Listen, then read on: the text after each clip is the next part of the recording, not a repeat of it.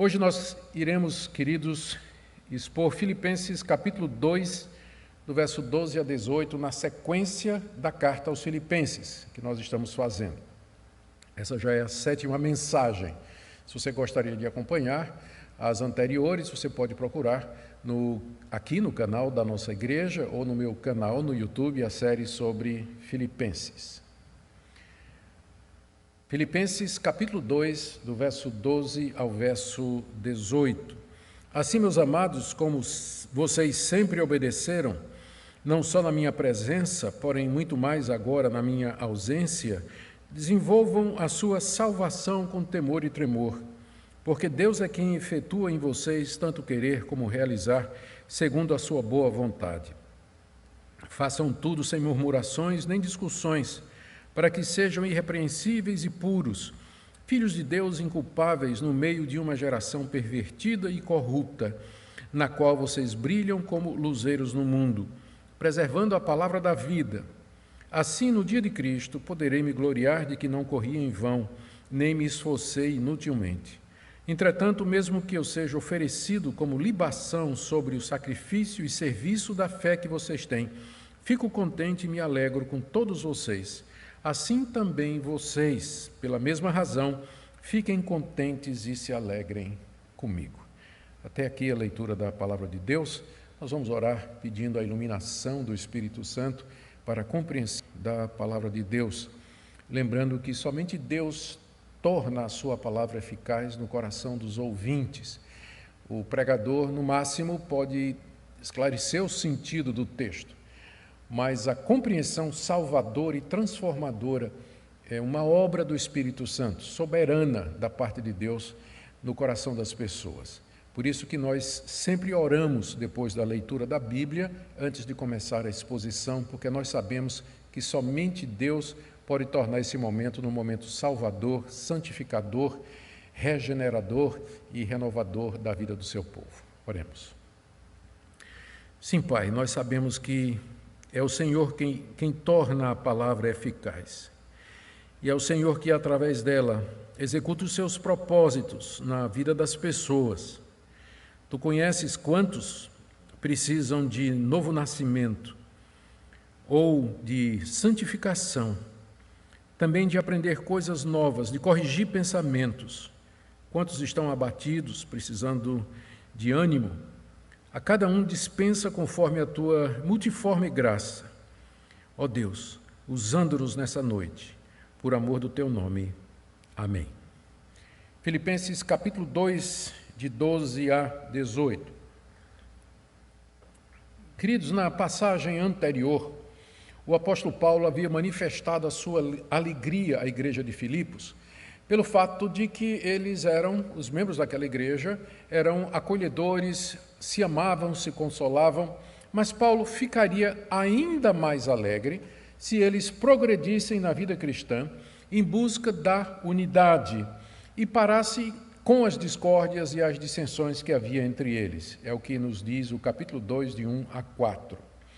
A causa principal desses conflitos era o egoísmo, a busca dos próprios interesses e o considerar-se superior aos outros. E é nesse contexto que Paulo coloca o exemplo de Cristo diante dos filipenses. E ele faz isso na forma de um hino, conforme nós já observamos na mensagem anterior, um hino de 2 partes com 3 linhas cada um. Na primeira parte, Paulo fala de como Cristo se esvaziou. Ele abriu mão da sua glória e se humilhou, se tornando um de nós, andando entre nós, e foi obediente até a morte e morte de cruz, com o objetivo de nos salvar de nossos pecados. Na segunda parte do hino, Paulo fala da exaltação de Cristo, que Deus lhe deu como recompensa, ressuscitando dos mortos, lhe dando um nome que está acima de todo nome, e plena autoridade no céu e na terra. Isso está aí no capítulo 2, do verso 5 até o verso 11. E agora, aqui no verso 12, Paulo retoma suas exortações para que a igreja de Filipos prossiga no caminho da santidade. Esse é o tom dele aqui no capítulo 2, é uma grande exortação para a santificação. Nós veremos na passagem que lemos 4 áreas nas quais o Espírito de Deus desejava trabalhar a vida dos filipenses através do ministério do apóstolo Paulo. Eles deveriam crescer a exemplo de Cristo em pelo menos 4 áreas que nós iremos ver agora. Então, em primeiro lugar, eles deveriam desenvolver a sua salvação. Versos 12 e 13. Meus amados, assim, meus amados, como vocês sempre obedeceram, não só na minha presença, porém muito mais agora na minha ausência, desenvolvam a sua salvação com temor e tremor. A exortação de Paulo é para que eles desenvolvam a sua salvação. Eles tinham sido salvos da culpa do pecado, mediante a fé em Jesus Cristo. Eles haviam sido justificados quando creram na pregação de Paulo de que Jesus era o Messias, o Filho de Deus, e que morreu na cruz pelos nossos pecados. Mas a salvação da culpa do pecado, a justificação, era apenas o começo de um longo processo que ia durar a vida toda aqui e terminaria somente na vinda de Jesus Cristo. Isso é um ponto que nós precisamos entender. Salvação na Bíblia nunca é somente um ato. Muitas pessoas identificam salvação somente com aquele ato inicial da justificação. Entretanto, nós precisamos ser salvos não somente da culpa do pecado, que é o que acontece quando nós cremos e somos justificados, mas nós precisamos ser salvos do poder do pecado em nossa vida, que é um processo que dura a vida toda e que recebe o nome de santificação. E nós precisamos ser salvos da presença do pecado em nós, que só vai ocorrer na ressurreição dos mortos ou na glorificação. Portanto, do ponto de vista bíblico, salvação é um processo. Então, num sentido, está certo o crente dizer, eu já estou salvo. Ele está se referindo ao fato de que ele já foi salvo da culpa, já não tem mais nenhuma condenação. E está certo também ele dizer, eu estou sendo salvo. Mas aí ele não está se referindo à justificação, que é um ato de Deus, é um momento, é pontual. Ele está se referindo à santificação, que é um processo e que termina na glorificação. Então, quando Paulo diz aqui aos filipenses, desenvolvam a sua salvação, ele está querendo dizer não que eles deveriam procurar pelas obras obter o perdão de pecados, uma vez que eles já tinham sido salvos pela graça, mas que eles deveriam avançar nas consequências de terem sido salvos pela fé em Cristo Jesus, porque a justificação acarreta consequências. Então, desenvolvam aquilo que vocês já ganharam. A justificação é apenas o primeiro passo, vocês devem progredir. E, particularmente no caso dos filipenses, eles deveriam buscar a unidade, que é o ponto central das exortações de Paulo aqui no capítulo 2. Eles deveriam, como Cristo, aprender a buscar humildemente o interesse dos outros, anulando-se ou se esvaziando da busca pelos seus próprios interesses. Eles deveriam lutar juntos para defender o Evangelho e espalhar o Evangelho em Filipos. Essa é a exortação de Paulo, a primeira exortação. Desenvolvam a sua salvação. E é uma exortação para nós também, claro. Nós deveríamos estar todos engajados nesse processo de desenvolver a nossa salvação. A vida cristã, ela não é estática. Não é assim, eu creio em Jesus Cristo, estou salvo, agora é só esperar a morte e vou morrer e vou para o céu. Não. Há todo um processo envolvido, há todo um mecanismo usado por Deus para transformar gradativamente, progressivamente a nossa vida, até que sejamos finalmente a imagem e semelhança plena de Deus em Jesus Cristo na sua vinda. Note que depois de Paulo dizer, desenvolvam a sua salvação, não é que ele, depois, não é? Paulo já havia estabelecido um parâmetro. Eles deveriam desenvolver essa salvação da mesma forma como sempre obedeceram a Paulo. Meus amados, como vocês sempre obedeceram, não só na minha presença, porém muito mais agora na minha ausência, desenvolvam a sua salvação com temor e tremor. O que ele está dizendo é o seguinte, da mesma forma como vocês seguiram a minha orientação quando eu estava aí em Filipos, pregando o Evangelho para vocês, e também da mesma forma como vocês têm seguido as minhas orientações, mesmo quando eu estou longe, preso aqui em Roma, assim também vocês devem desenvolver a salvação de vocês. Quando Paulo esteve lá em Filipos, pastoreando a igreja, os crentes da cidade se mostraram humildes, obedientes e dispostos a obedecer às orientações do apóstolo Paulo. Depois que Paulo partiu de lá, Paulo continuou em contato ainda com a igreja de Filipos e sempre passando orientações e pastoreando à distância, no certo sentido. E agora, cerca de 10 anos depois de ter estado em Filipos, ele está preso em Roma e os filipenses ainda continuam mostrando disposição em obedecer a Paulo como uma espécie de pastor emérito, o sempre pastor da igreja. Paulo diz, olha, como vocês sempre me obedeceram, assim como vocês sempre seguiram o que eu disse, ausente ou presente, vocês também devem desenvolver a salvação de vocês. Não esperem a minha presença, não dependam da minha presença física, mas isso é algo que vocês têm de fazer. Paulo diz também que eles deveriam desenvolver a salvação deles com temor e tremor. Isso aí está no final do verso 12. Tremor aqui significa respeito e reverência. Há muitos casos na Bíblia de pessoas que se viram diante de uma manifestação da glória de Deus ou de Cristo e que tiveram como reação o tremor. Eu posso pensar, por exemplo, no apóstolo João, lá na ilha de Patmos, quando ele viu a manifestação da glória de Deus através do Cristo glorificado, que ele caiu tremendo diante de Jesus Cristo. Ou posso pensar também no Antigo Testamento, quando Deus se manifestou em glória no templo e o profeta Isaías, todo trêmulo, declarou que estava diante da santidade de Deus e receava morrer, uma vez que ele era pecador. A presença de Deus, ou a manifestação de Deus, ela produz reverência, temor, reverência, respeito e, portanto, tremor, que seria uma manifestação física diante dessa poderosa presença de Deus. Eu já tenho dito algumas vezes e eu acho que não cansa repetir. Eu não tenho problema com manifestações físicas, se elas são decorrentes de uma verdadeira apreensão ou compreensão da glória de Deus, da santidade de Deus ou da graça de Deus. Se uma pessoa ela é levada pelo Espírito Santo a compreender e ver a majestade de Deus, isso pode ter um efeito tão grande sobre ela que a estrutura física entra em colapso. A pessoa pode tremer, a pessoa pode cair no chão. Então, esse tipo de queda, de tremor diante da santidade, da majestade de Deus, uma vez que a pessoa aprendeu de Deus, aprendeu o Evangelho, eu não tenho dificuldade. Nós temos na Bíblia exemplos disso e na história da igreja também.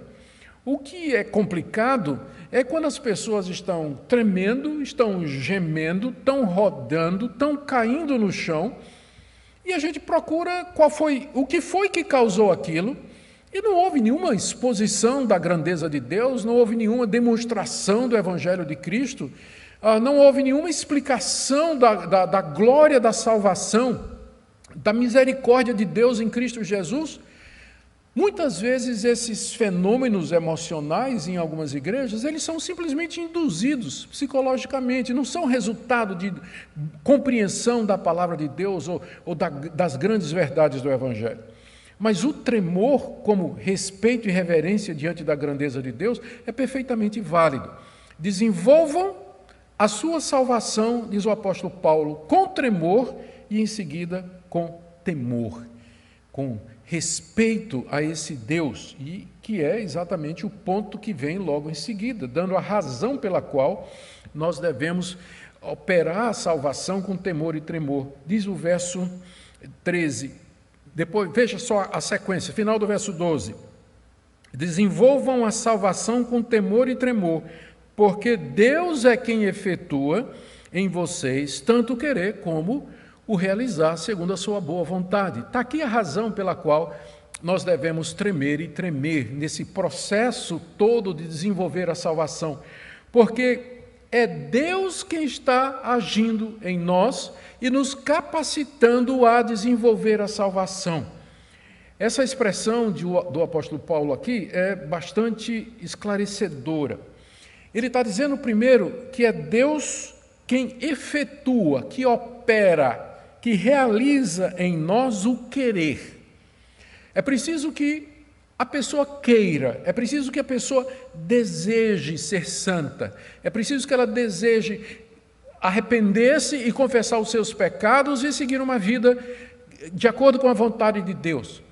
Mas a nossa natureza pecaminosa, caída, ela não quer essas coisas. O nosso coração deseja satisfazer a carne, os desejos e as paixões mundanas e pecaminosas. Querer as coisas de Deus, querer a Cristo, querer a santidade e a pureza é alguma coisa que, se Deus não fizer no nosso coração, nós não somos capazes de fazer por nós próprios. E eu não estou falando dos ímpios, das pessoas não regeneradas. Eu estou dizendo que mesmo uma pessoa que já nasceu de novo e recebeu uma nova natureza, ainda assim ela reluta em fazer a vontade de Deus. É Deus quem fala ao coração, é Deus quem cria o desejo no coração daquela pessoa para que ela voluntariamente diga: eu quero fazer isso, eu escolho fazer isso, eu tomo essa decisão, eu vou mortificar esse pecado, eu vou fazer essa coisa certa. É Deus que está por detrás disso. E Ele não somente nos dá o querer, veja só o que é que Paulo está dizendo aqui, Deus é quem efetua em vocês tanto o querer como o realizar. Não somente Deus nos dá o desejo de prosseguir, de desenvolver a nossa salvação, mas Ele nos dá a capacidade de fazer o que é necessário. É Deus quem estimula e capacita, Ele nos dá força para que nós digamos não ao pecado e sim para as coisas de Deus. E Deus tem muitas maneiras para fazer isso, não é? Ele atua no coração do seu povo. E Ele faz isso de maneira direta, o Espírito Santo agindo na nossa mente, no nosso coração, enchendo nossa mente com pensamentos santos, com ternos afetos de misericórdia, movendo o nosso coração na direção das coisas de Deus, ou através de determinadas circunstâncias. Deus tem todos os acontecimentos na sua mão, e Ele pode fazer com que as circunstâncias despertem em nós o desejo de fazer a coisa certa. Às vezes um quadro que nós observamos de desgraça, de miséria, provoca em nós desejos de compaixão, de bondade e misericórdia para ajudar a abençoar aquela pessoa.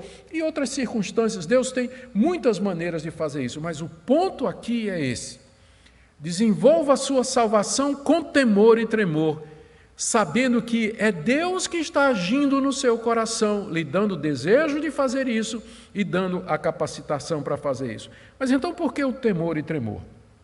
Porque uma vez que nós sabemos que é Deus que está trabalhando em nosso coração, é Ele que nos estimula para termos uma vida santa, se nós estagnarmos isso, se nós pararmos o desenvolvimento da salvação, ou se nós resistirmos a nosso Deus, que é o nosso Salvador e Santificador, então nós estamos cometendo um grave pecado, nós estamos resistindo ao próprio Deus, uma vez que Ele age, opera em nossa mente, em nosso coração, dando impulsos de oração, impulsos de santidade, desejo de ler a Bíblia, desejo de ouvir a palavra de Deus. Se você resiste a isso, tema e trema, porque você está resistindo ao Espírito Santo de Deus, ao próprio Deus. É por isso que eles deveriam fazer ou desenvolver a sua salvação com temor e tremor, porque é Deus quem realiza, quem efetua em nós tanto o querer quanto o realizar.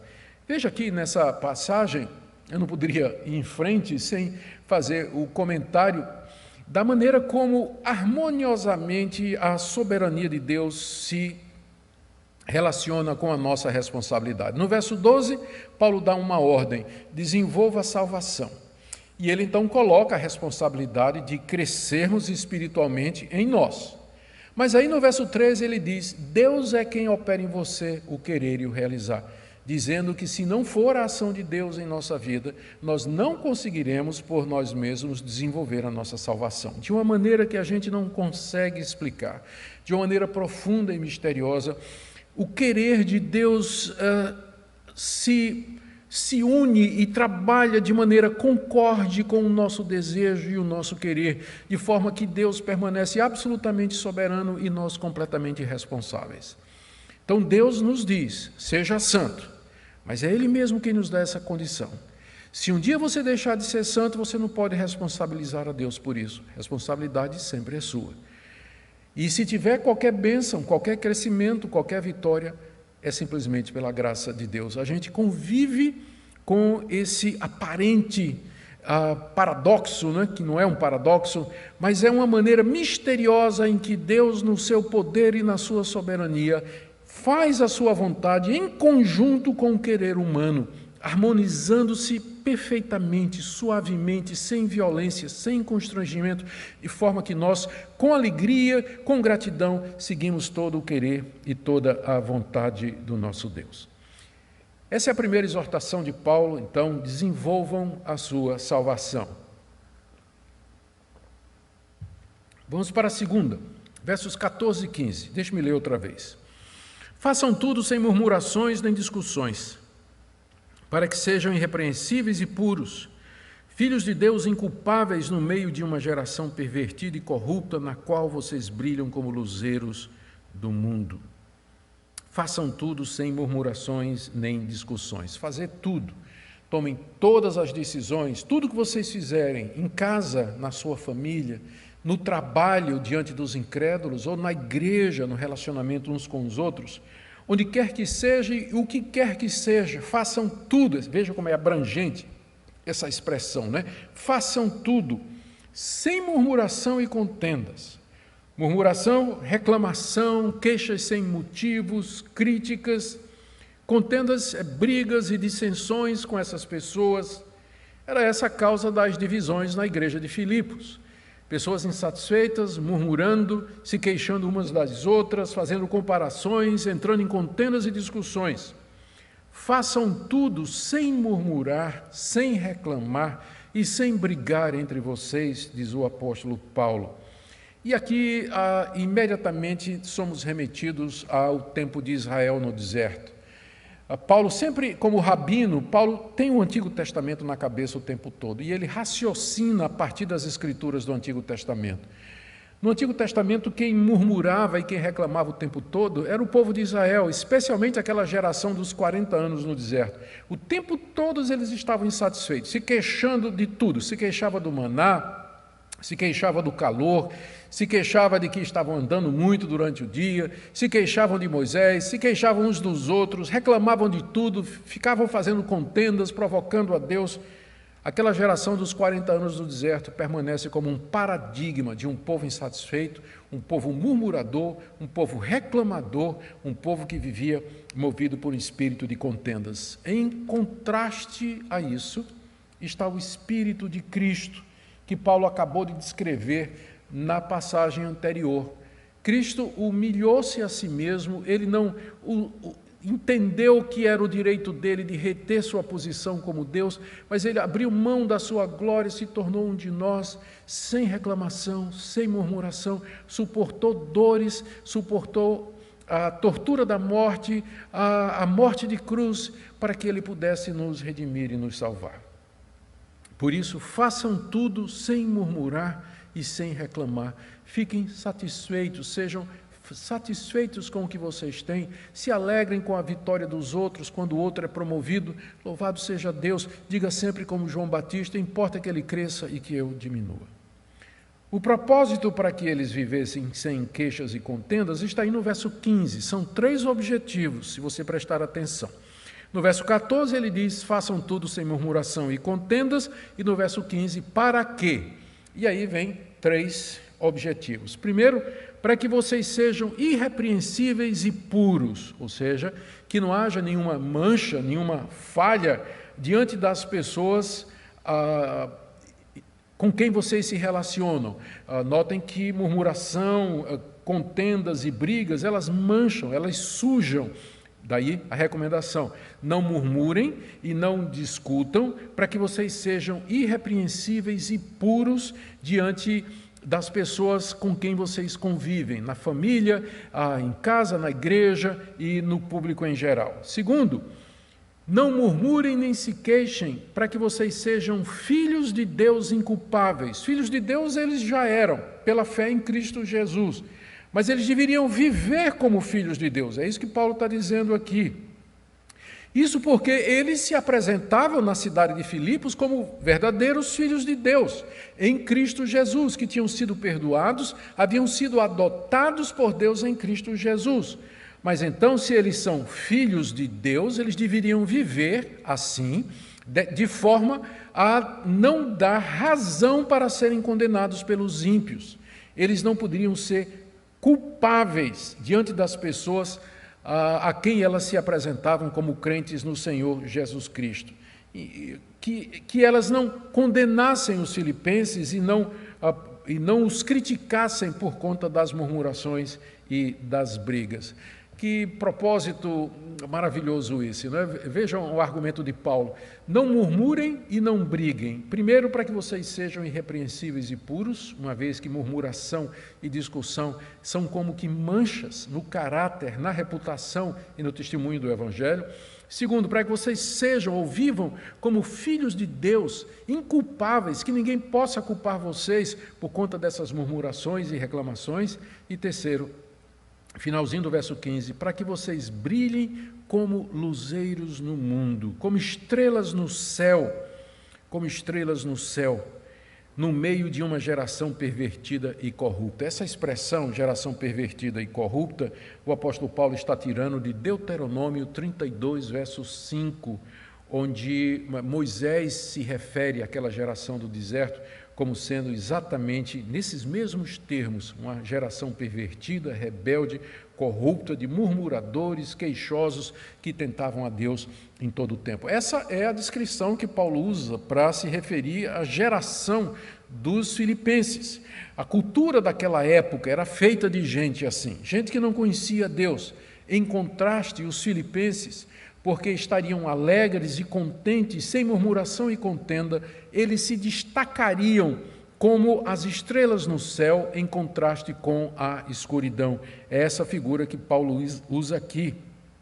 Ele diz, para que vocês sejam filhos de Deus no meio de uma geração pervertida e corrupta, na qual vocês brilham como luzeiros no mundo. Jesus Cristo tinha dito, vós sois a luz do mundo. E Paulo aqui está repetindo a metáfora.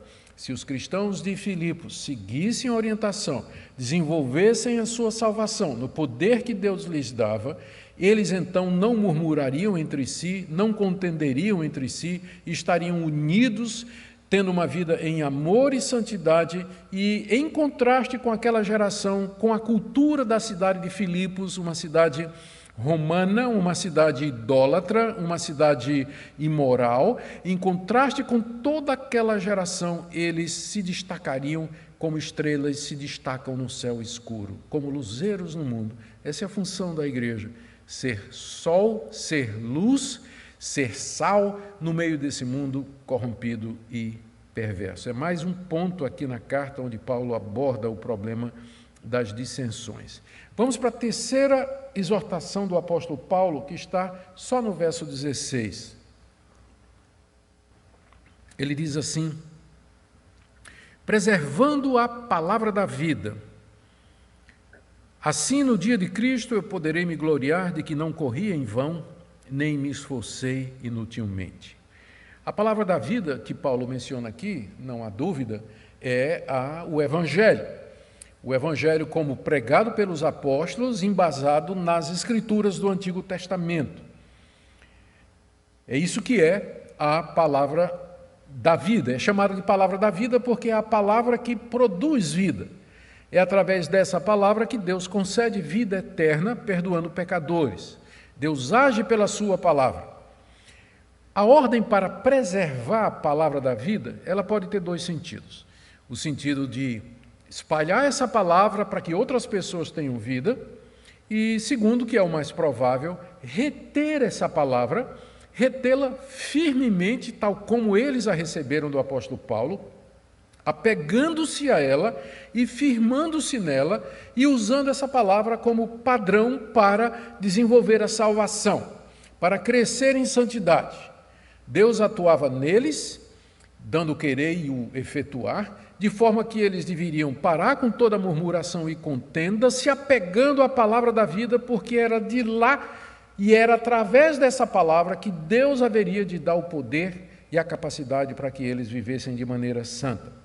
Se eles fizessem isso, se eles se apegassem à palavra do Evangelho, aquilo que Paulo ensinou, que está baseado no Antigo Testamento, a palavra da verdade, a palavra da vida, através da qual Deus operava o querer e o realizar no coração deles, para que eles desenvolvessem a salvação, se eles fizessem isso, Paulo diz aqui, ele teria motivo de glória no dia do juízo. Veja o final do verso 16. Assim, no dia de Cristo, eu poderei me gloriar de que não corri em vão, nem me esforcei inutilmente. O dia de Cristo é o dia da vinda de Cristo.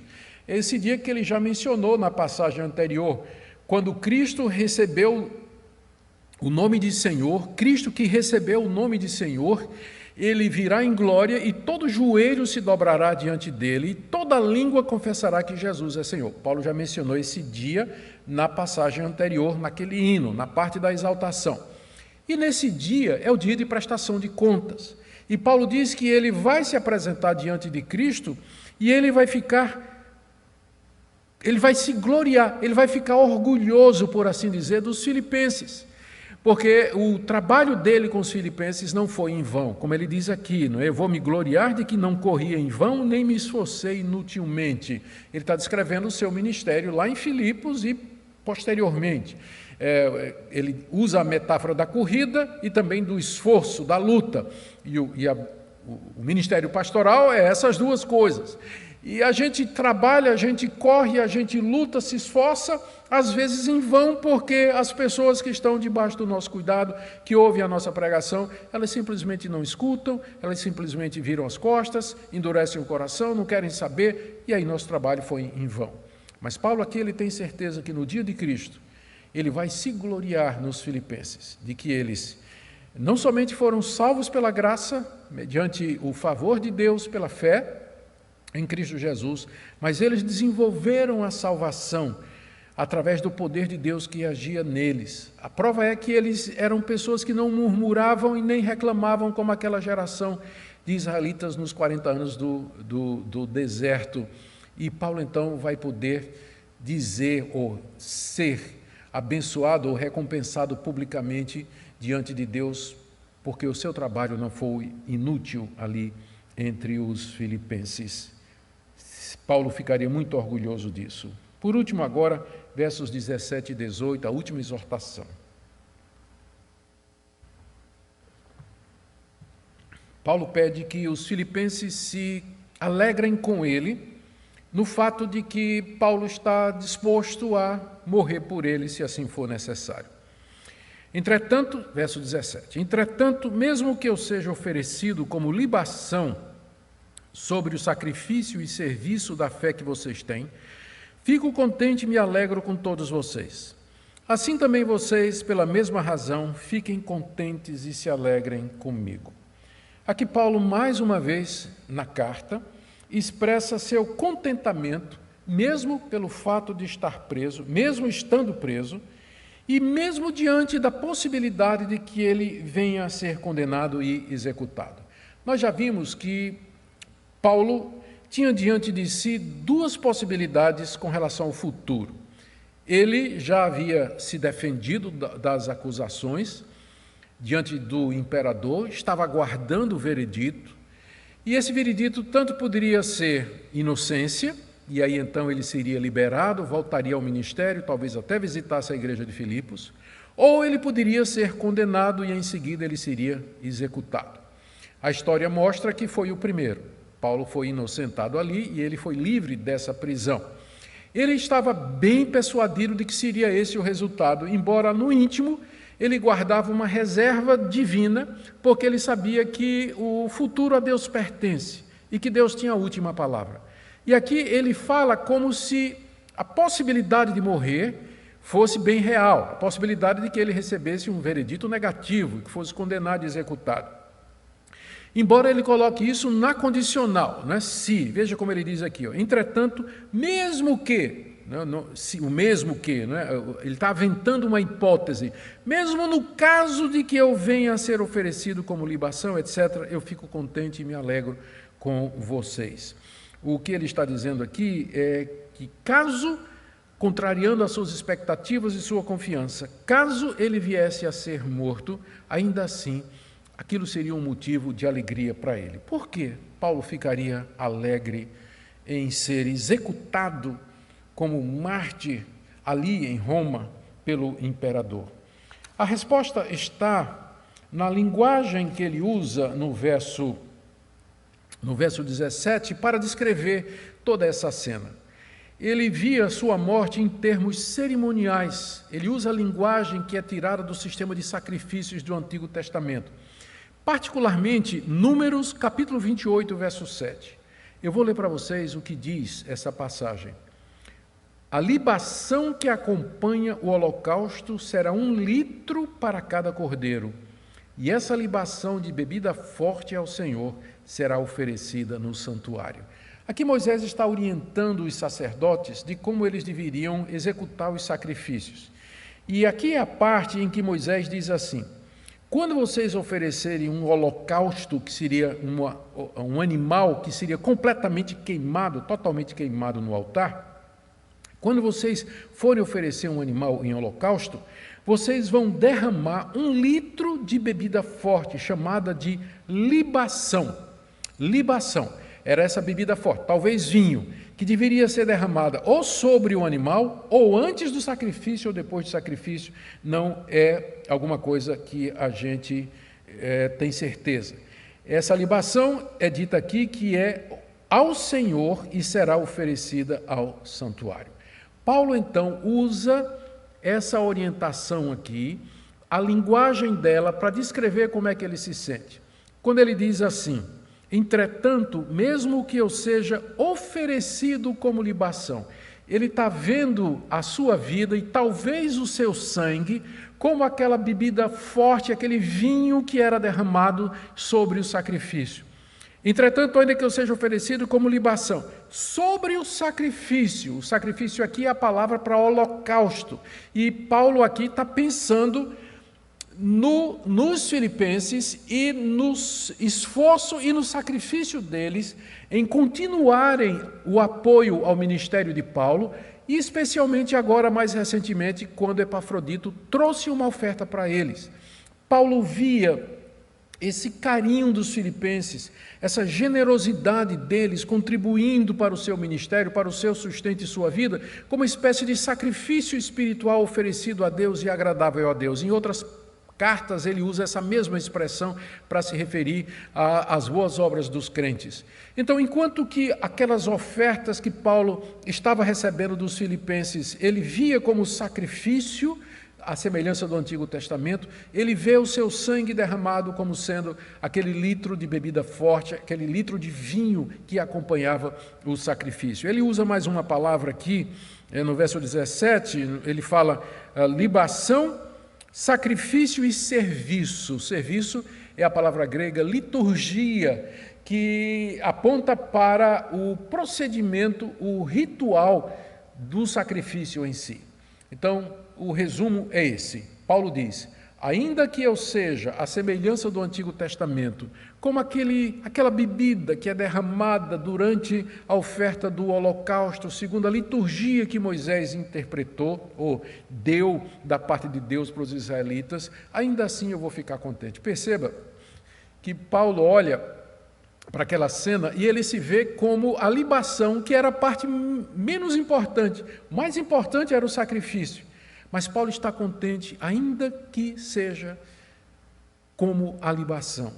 Ele está contente em derramar sua vida sobre o sacrifício e a liturgia dos filipenses. Em outras palavras, eu fico contente em dar a minha vida, derramar a minha vida, para que vocês cresçam, para que vocês desenvolvam a salvação, para que vocês herdem plenamente o reino de Deus. E no dia de Cristo eu estarei contente e poderei me gloriar, ainda que existe a possibilidade de que eu morra antes que o Senhor Jesus venha. Paulo diz que ele está contente com isso e se alegra com os filipenses. E no verso 18 ele diz, e aqui vem a exortação, assim também vocês, pela mesma razão, ou seja, entendendo o que é a morte de Paulo significaria, fiquem contentes e se alegrem comigo. Uma das coisas que mais nos impressiona quando a gente lê a carta de Filipenses é a atitude de contentamento de Paulo, preso em Roma, longe dos seus amigos, cerceado na sua liberdade, em quarentena, por assim dizer, sem poder exercer o privilégio de ir à praça pública pregar o Evangelho.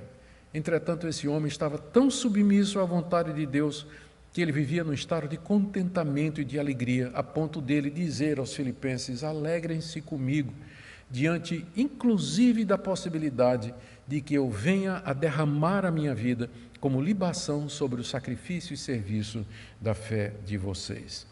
Eu quero destacar alguns pontos aqui que nós podemos aprender dessa passagem, eu chamo a sua atenção para isso, já nos encaminhando para o final da nossa exposição.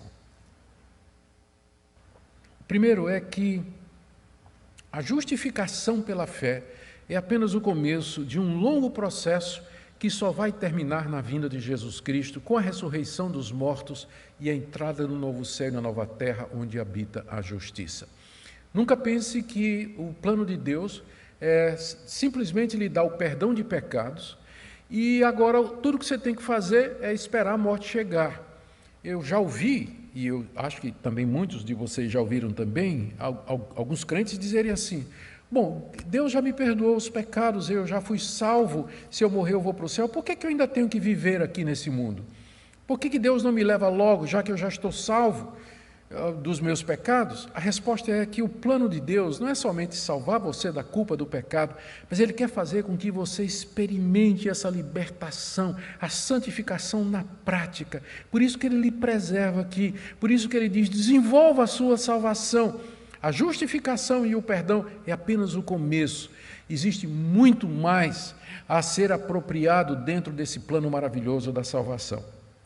Segundo, eu queria que você visse a relação que o texto nos apresenta entre o agir de Deus e a nossa responsabilidade. Desenvolva a salvação. Deus é quem faz você desenvolver a salvação. Desenvolva a salvação, mas Deus é quem faz você querer e você ter a força de fazer. Essas duas coisas andam juntas. Às vezes as pessoas dizem assim, pastor, como é que eu faço? Eu não estou com vontade de orar, eu tenho que esperar até o Espírito Santo tocar no meu coração para eu orar? Ou então dizer assim, eu não estou com vontade de ir para a igreja, eu devo esperar que o Espírito Santo de Deus toque no meu coração? Ou não estou com vontade de ler a Bíblia, será que eu devo esperar que Ele toque no meu coração para eu ler a Bíblia? Nós não devemos esperar esse tipo de coisa e fazer o que Deus já disse que quer que a gente faça. Ele já disse, desenvolva a sua salvação. Isso significa ir à igreja, ler a Bíblia, orar, estar em comunhão com os irmãos, fazer o que é certo, abandonar o pecado, se arrepender. Você não fica esperando os sentimentos, mas você obedece e ao obedecer você vai ver que Deus está com você para lhe dar condição e força para fazer o que é correto. Terceiro, que a gente aprende aqui, é como as reclamações, as dissensões e as disputas entre os cristãos destroem o nosso testemunho diante do mundo. Especialmente nessa época que nós estamos vivendo agora, em que essa pandemia desestabilizou o cenário político, o cenário financeiro, e criou uma série de expectativas ou não expectativas com relação ao futuro, a gente vê que a cristandade, os evangélicos, eles conseguem se dividir, eles conseguem brigar e dar fogo amigo, né, por assim dizer, quando nós temos inimigos maiores, nós temos alvos maiores do que disputas ou questões políticas. E é lamentável que a Igreja de Deus ela esteja marcada por tanto partidarismo e por tanta divisão, quando nós deveríamos estar buscando, na verdade, a glória de Deus, porque o inimigo comum e maior, ele está se levantando contra nós. Também nós aprendemos a recompensa dos obreiros será dada somente no dia de Cristo Jesus. Lembra que Paulo disse, no dia de Cristo ele vai se gloriar. Até lá, nós Estamos sujeitos a viver aqui sem ver o resultado real do nosso esforço, do nosso trabalho, mas vivemos na expectativa de que naquele grande dia, na vinda do Senhor Jesus, nós poderemos nos alegrar com o trabalho das nossas mãos. E por último, nós aprendemos nesse texto que o verdadeiro trabalho pastoral é derramar a nossa vida como libação sobre o sacrifício da fé das ovelhas que Deus nos confiou.